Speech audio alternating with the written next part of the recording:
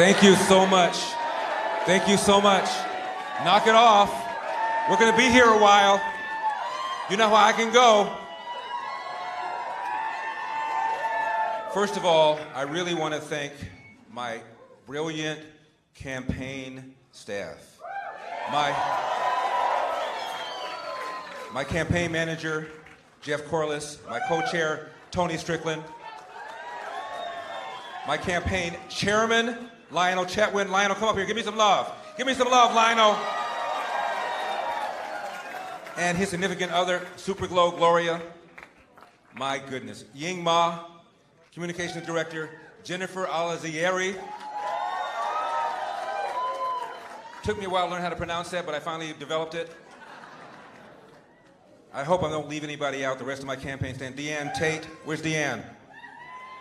I never have quite understood what Deanne did. Every time I say something, she just does a little bit of everything. But I want to thank the volunteers who knocked on doors, who called people, who emailed people. We had over 100,000 people who contributed to our campaign. Thank you. Thank you, Agnes. Agnes, how are you? I love you more. Don't tell my girlfriend. She's kind of territorial. Mark, how are you? Mark, you were there from day one. God bless you. Where's Betty Chu? Is Betty around? Betty? Betty's what is she? I hate, my mom used to tell me, never mention a woman's age. What are you, 82 years old, 84? First Asian American to pass the bar of California, become a lawyer. You know, our campaign was all, Michael Horn, how are you? God bless you, I love you more. Yes. We all love you, Larry. Oh. Nasrin, how are you? Nasrin, how are you? This campaign, where's Gloria?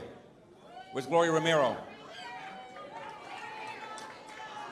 I don't see Gloria Romero anywhere.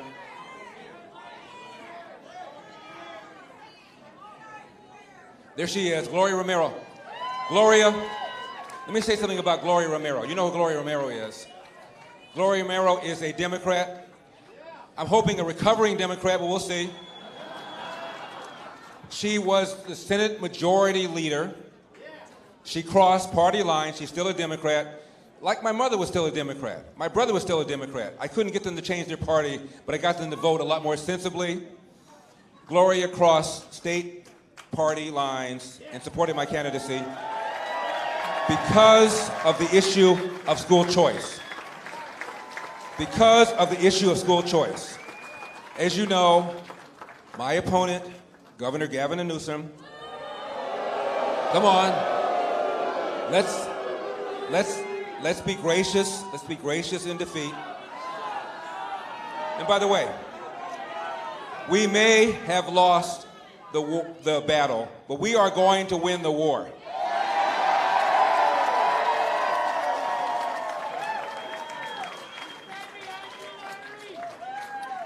Gloria crossed party lines because of the issue of school choice. We're spending $15,000 every year for students in our government schools in California. Notice I don't call them public schools, I call them government schools. $15,000 a year, some of the worst reading scores, some of the worst math scores. Only about 15 or 16 states spend more. And the students that are getting the raw end of the deal are the black and brown students who comprise 80% of the government students in our government schools. They're getting the worst teachers, the worst principals, the worst administrators, the worst outcomes. What is the route from poverty to middle class? At least finish high school. One, presumably where you can read, write, and compute at grade level, and that is not happening. I read a study that said roughly 5% of government teachers across the nation are incompetent. Roughly 5%. I have no idea whether that's true of California, but let's assume for a moment that it is. There are 300,000 public school teachers in California. Any given year, 2.2 are fired.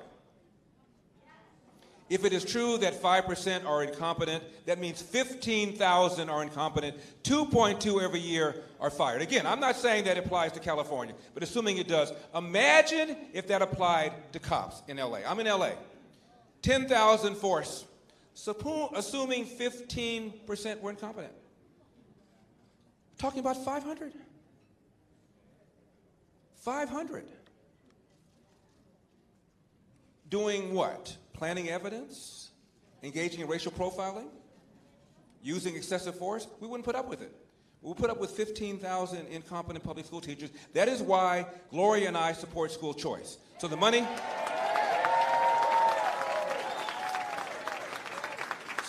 goes into an account, education savings account, that the parent can control, put the kid in a charter school, a private school, a religious school, or God forbid, homeschooling.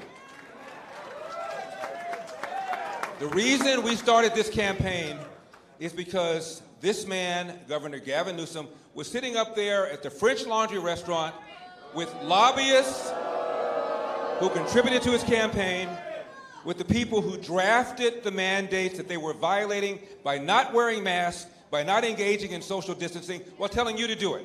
Meanwhile, his own kids were enjoying in-person private education. Now, he incurred a $12,000 wine tab.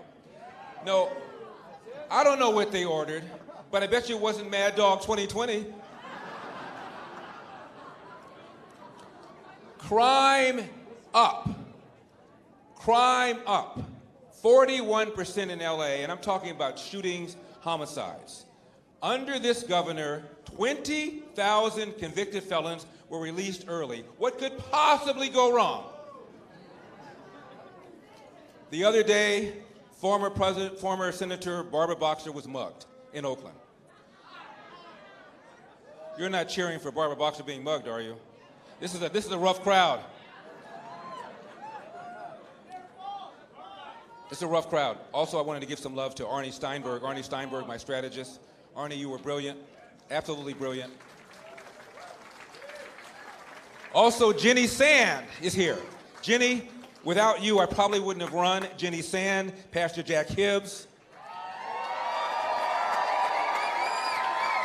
Dennis Prager. And again, my chairman, Lionel Chatwin, all of whom advised me to run. But ultimately, I decided to run because I felt that I could do something about the crime. I could do something about the homelessness. I could do something about the fact that California has now hit $800,000 average price of a home. That's 150% above the national average. Outrageous because of the stranglehold the environmental extremists have had over Gavin Newsom and have had over Sacramento. Love you more. We have 5 seasons in California now. The 5th one is fire because of the poor forest management. Outgoing Governor Jerry Brown had a plan to clear 500,000 acres of fallen trees, dead trees, and dry vegetation. And our governor claimed that he cleared 90,000 acres, which would have been a drop in the bucket if it were true, but it wasn't. According to the LA Times, he only cleared 13% of what he said he would, which meant he exaggerated by a factor of 7.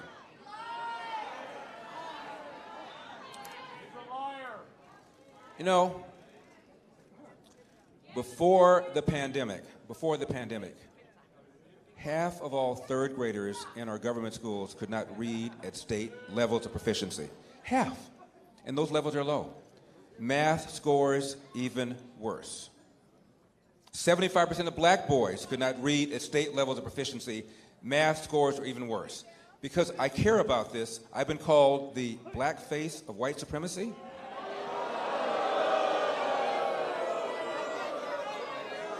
We're running out of water in California. We haven't added to our water infrastructure in 40 or 50 years when the state was half its size. It's not like voters don't know what to do. We passed bond measure after bond measure after bond measure for more reservoirs, to raise dams, for more underground water storage, and yet the water drains right out into the Pacific Ocean. There is a desert nation in the Middle East. It's called Israel. Because of desalination, Because of desalination, they are now water self-sufficient. They got a little body of water next to them called the Mediterranean. We have a little body of water next to us called the Pacific Ocean. We can't figure this out? Rolling brownouts? Are you kidding me? Rolling brownouts. Because we're forcing our utility companies to invest tens of millions of dollars into weather-dependent, unreliable sources of energy called wind and solar. A war on oil and gas. It almost takes an act of Congress to get a permit to drill an oil well or to drill for natural gas. Many of the middle-class jobs, working-class jobs related to those industries are all now gone. For the first time in our state's history, never happened before. What are we, 170 years old? I think, Arnie, you were there when it first happened, right? First time in our state's history, people are leaving. A net migration out of California. I love the smile, sir. Net migration out of California. And when middle-class people cite as the reason for leaving, the number one reason they cite is they cannot afford the price of a home. Average price has just hit $800,000, which is 150% above the national average, largely because of the environmental extremists that allow people to file a lawsuit to stop any development project for any reason for an indefinite period of time. It is outrageous. And businesses are leaving. More businesses have left California this year. You left too? You're leaving soon? You're leaving soon? Yeah. More businesses have left California so far this year than have left all of last year, and the rate at which people are leaving California is nearly twice the rate that they've left the last 2 or 3 years.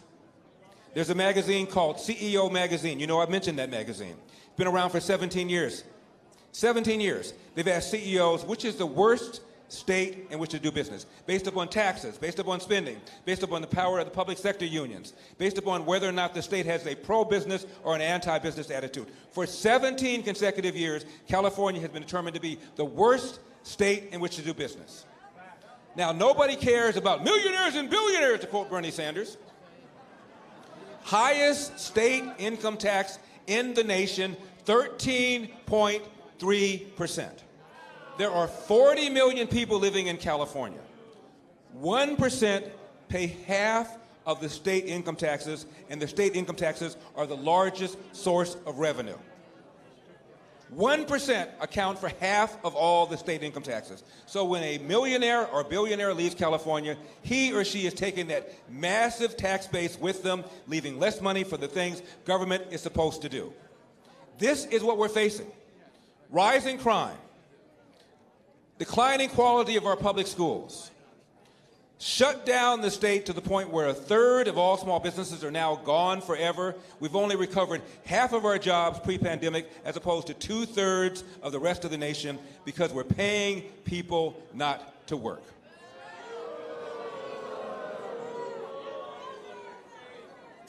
Rolling brownouts. Water shortages. Farmers in Kern County tell me now they are rationing water. I can't think of anything that this man has done in the last 2 years that suggests he deserves another day in office. However, we recognize that we lost the battle, but we are certainly going to win the war.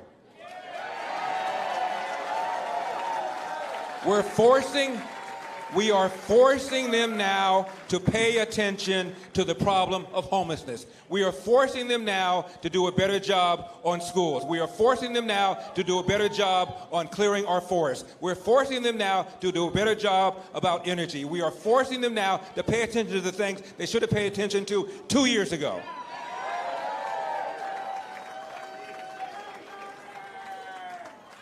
So, I know that I want to say something about my mom and my dad because they're looking at me right now.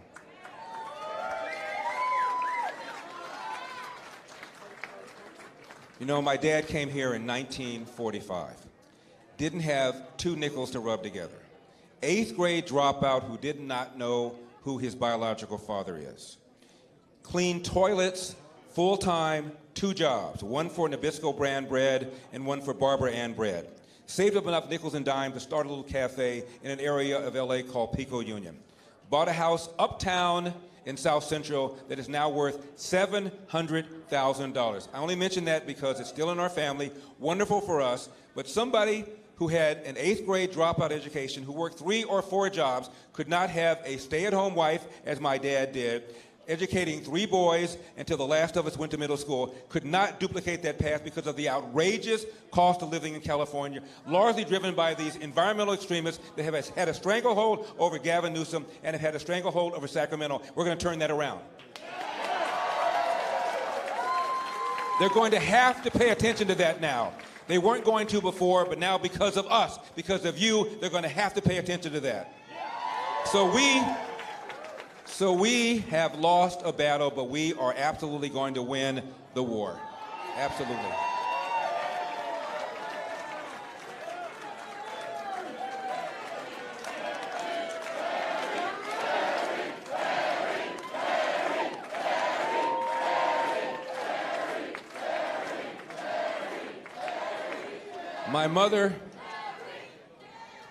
My mother would not have put up with this racial division that we're having right now. Critical race theory, reparations, dividing us by race. Notice that all these people, whether Barack Obama or Elizabeth Warren or Bernie Sanders, all of whom cut a commercial for Gavin Newsom, notice they never said the following words. Gavin Newsom has done a good job for the people of California. It's a Republican takeover. White supremacists. Say hello to the black face of white supremacy. Hey, don't laugh. Don't laugh. I worked hard for that title. What do you think would have happened if a candidate such as Barack Obama running for president had a white woman in a gorilla mask throw an egg at him? What would have happened? Front page news, Washington Post. Front page news, New York Times. Systemic racism, alive and well in America. They would have been talking about it in Bangladesh. But with me, nothing. Now let's analyze this. Maybe the lady who threw the egg was one of the 20,000 convicted felons that Gavin Newsom released early. I don't know. Maybe she would have been in jail had we not had a soft on crime DA who was backed by Gavin Newsom, who believes in cashless bail. Maybe she would have been in jail. Now, I was called sexist, so I want to be very careful about this.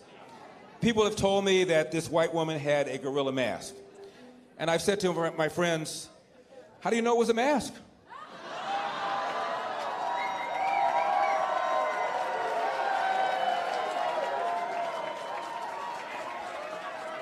I don't know.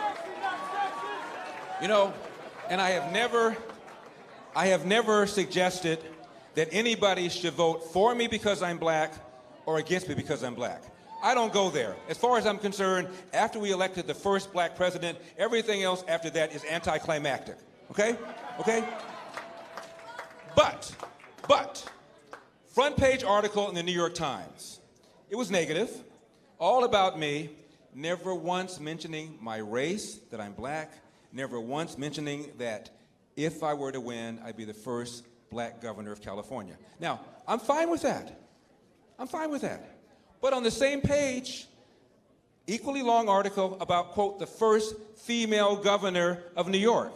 Now, she had a D at the end of her name, so it's relevant she's the first. I have an R at the end of my name, and suddenly I'm no longer black. It's amazing how that happens. Astonishing how that happens. How astonishing how that happens. They try to divide us on race. They want black people not to think about the fact that families have been destroyed because of the welfare state. They don't want black people to think about the decline of the quality of public education. They don't want black people to think about jobs. All they want is black people to think about oppression, that you are under siege, you are a victim. Really? In 2021, after we elected the first black president who got a higher percentage of the white vote than John Kerry did 4 years earlier? Knock it off. Knock it off. Knock it off. It divides us by race.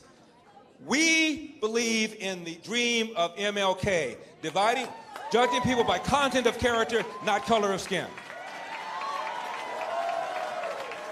And let me tell you something. To the extent that it is humanly possible, America has achieved that dream. Come on. Larry, the headline's going to be, I'll speak slowly because I know CNN is here. Headline. Come on. Headline's going to be, Larry Elder says there's no racism in America. No, I didn't say that. Hell, 8% of Americans believe Elvis is still alive. I don't know what to tell you. But to the extent that it is humanly possible, we have achieved the dream of Martin Luther King, where people are being evaluated by content of character and not color of skin. Knock it off.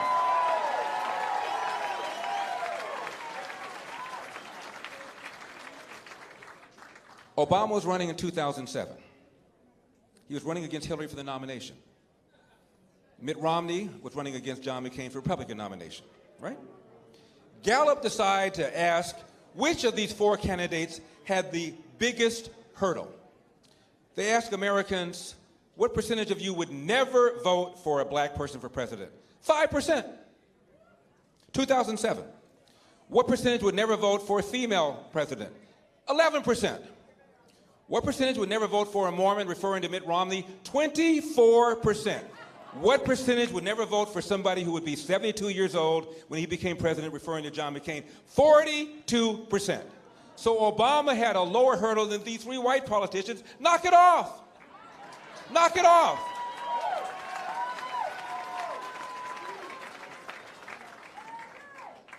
Speaking of the former president, when he was running for the nomination against Hillary, he hadn't caught her yet.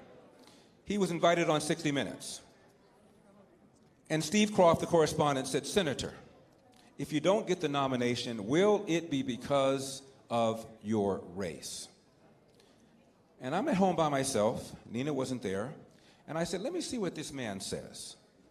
And he said, no. If I don't get the nomination, it will be because I have not articulated a vision that the American people can embrace. I said, hallelujah. He's not what I call a victocrat. He's not Sharpton. He's not Jesse Jackson. He's not dividing us. Fast forward. He gets in. And by the way, when he walked into office, he had 70% approval, which meant a whole bunch of people who didn't vote for him because he got about 52% said, okay, all right. You know, I don't agree with taxing and spending and regulations and soft on the borders and soft on national security, but at least he will be a racial reconciliator. What did he do? He divided us time and time and time again. The Cambridge police acted stupidly. Remember that? His good friend, Skip Gates, who's a professor at Harvard of African American studies, comes back from vacation, forgets his door key. He and the cab driver break into his house. Neighbor sees this, doesn't recognize him, Cambridge, and calls 911. Don't you want your neighbors to do that? White cop shows up, very politely sees him in the house, doesn't know if he belongs to the house. Says, sir, please come out and show ID. What did Gates say? I'll come out if your mama tells me to come out. And what Obama should have said, this is early in his presidency, when he should have set the table, Obama should have said, you know, last night I talked to my friend Skip Gates, I've known him for a number of years. I said, Skip, come on. You're a Harvard professor, you're tenured. A lot of these high-profile killings, shootings would have been avoided if the suspect/civilian had just complied. So I told him, I said, knock it off. Knock it off. You should have just come out and said, show some ID. Incident would have been over. But you copped an attitude. Obama didn't say that. What did he say? The Cambridge police acted stupidly. No, they didn't. They did their job. If I had a son who looked like Trayvon, what does that mean? There's a place called Ferguson where we have our own problems. It was a lie. Michael Brown did not have his hands up, did not say don't shoot. It was a lie. He invited Al Sharpton, the nation's most notorious race card hustler, into the White House over 70 times. He embraced this bogus Black Lives Matter movement. He made things worse. I'm a uniter. We are uniting. We are going to bring this country together. We are going to bring this country together. Because we know what the real problems are, and they have nothing whatever to do with racism. I was talking to a black reporter about all of this. He says, you don't believe in systemic racism? I said, no, I don't. I said, study after study after study has shown that if cops, if anything, they are more hesitant, more reluctant to pull the trigger on a black suspect than a white suspect. In fact, more unarmed whites are killed every year than unarmed blacks. I said, name one unarmed white. Couldn't do it. Because CNN doesn't care. MSNBC doesn't care. Anderson Cooper doesn't care. They only care if an unarmed black person is killed. More unarmed whites killed every year than unarmed blacks. It is a lie, I said to him. He still wasn't feeling me. You know, I'm a Uncle Tom, I'm a sellout, I'm a bootlicker, I'm the black face of white supremacy. I said, by far, the biggest problem in our society in general, the biggest problem in the black community in particular, is a large number of children who enter the world without a father married to the mother. Let's be real here. Let's be real. He didn't want to hear it. I said, all right, let's do this. Get out your magic wand. Stephen Sachs, much love, Zana. Get out your magic wand. Stephen Sachs, I've known him for a number of years, from South Africa. He can tell you what apartheid is really like. We're an apartheid state, America. I mean, really? So, I said, get out your magic wand. Wave it over America. Remove every smidgen of racism from the hearts of white people. Now, everybody in America who's white thinks like Mother Teresa, I said to him. Do we still have the phenomenon where 70% of black children enter the world without a father married to the mother? Forget about elder. I love to quote left-wing people whenever I can. Barack Obama once said, only said it once, he got hammered, doesn't say it anymore, a kid raised without a father is 5 times more likely to be poor and commit crime, 9 times more likely to drop out of school, 20 times more likely to end up in jail. Now, 25% of black children enter the world without a father married to the mother in 1965. Now the number is 70%. I said, do we still have that phenomenon? By the way, 25% of white kids now enter the world today without a father married to the mother. Half of all Hispanic kids enter the world without a father married to the mother. 40% of all children do because when Lyndon Johnson launched the so-called war on poverty, $20 trillion later, we are incentivizing women to marry the government and incentivizing men to abandon their financial and moral responsibility.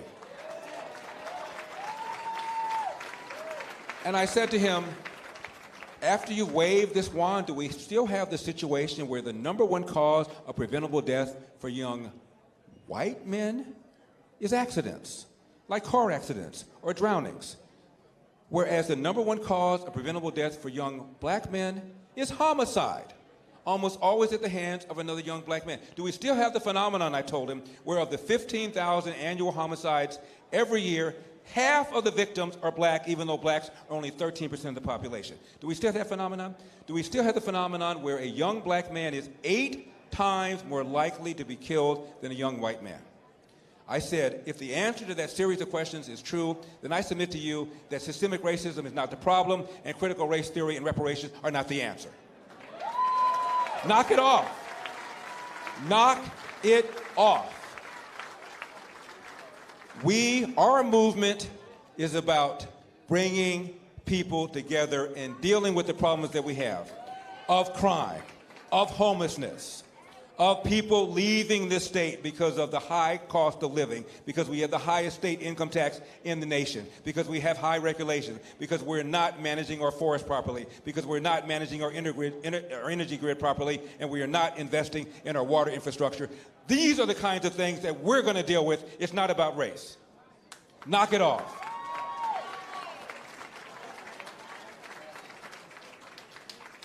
My father came here in 1945, 2 nickels to rub together, worked 2 full-time jobs cleaning toilets, started a little cafe, Pico Union area, became a Marine, World War II Marine. Thank you, sir. By the way, when I asked my dad why he became a Marine, he said 2 reasons. You know what I'm going to say? They go where the action is, and I love the uniforms. And my father always told my brothers and me, hard work wins. You get out of life what you put into it. You cannot control the outcome, Larry, but you are 100% in control of the effort. And before you complain about what somebody said to you or did to you, go to the nearest mirror, look at it, and say, what could I have done to change the outcome? And finally, my father always told this to my brothers and me: no matter how hard you work, how good you are, sooner or later, bad things are going to happen. How you deal with those bad things will tell your mother and me if we raised a man.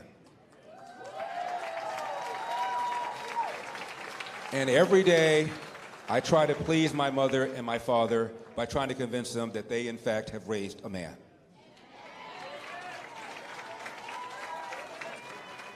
So, I just want to thank everybody, all my volunteers, all the people who knocked on doors, who rang doorbells, who made phone calls, who went online.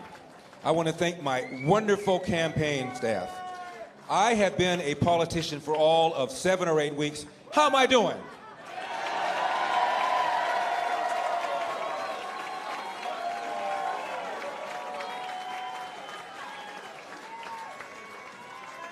They are now listening in ways they never listened before. They're now hearing us in ways they never heard us before. They're now going to work our problems the way they've never done before. I'm not somebody like my opponent who was born on third base and thought he hit a triple. I'm somebody from the inner city whose parents came here, as I said, with nothing, who worked hard, love you too, who worked hard, who believed in the American dream. And we believe in the American dream. We believe in a country. We believe in the vision of Martin Luther King. We believe in hope, true unity. We don't divide by race. We don't divide by gender. We don't divide by sexual orientation. We don't divide by ethnicity. We don't divide by religion. We unite.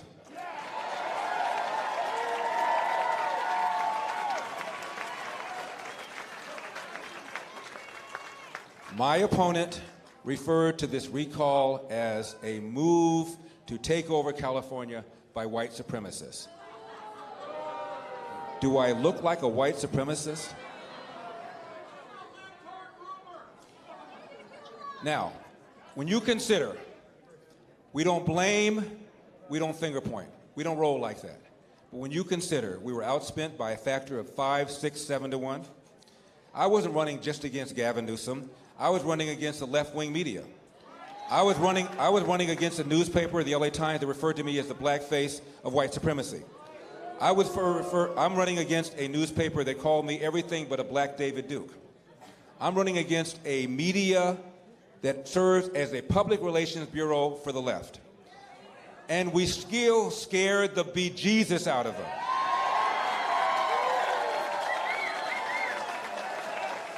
That's why they brought in Barack Obama. They brought in Bernie Sanders, a socialist who owns 3 homes, but I digress. They brought in Senator Warren. And as I said before, all they did was call this a Republican takeover. I mentioned State Senator Gloria Romero. 63% of Hispanics voted for this man just 2 years earlier. And Gloria, you know this, the majority of Hispanics now want him out over the issue of school choice. The majority of declined to state voted for him just 2 years ago. Now the majority want him out. And they're calling this a Republican takeover. It is insulting to the people of California who signed that petition and who voted yes on the recall. It is insulting. But that's how they roll. We don't roll that way. We don't finger point.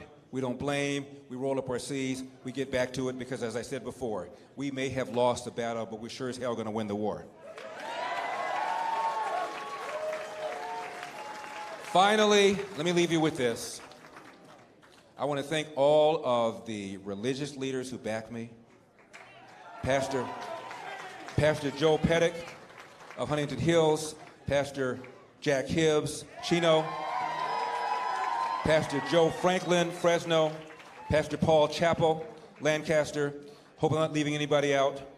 You all got my love, and I love you so much. And I must tell you, I have been overwhelmed by the support. Men, women coming up to me, crying, saying that for the first time, You've now given me hope that things can turn around. Now, tomorrow I'm going to be asked by all the members of the media, what are you going to do next? What happens after this? Christian, thank you for your love. What happens after all of this? As a former radio host, let me just say this. Stay tuned. God bless you. And God bless California. We got a state to save. Pay attention. You just may learn something. It's the Sage, Larry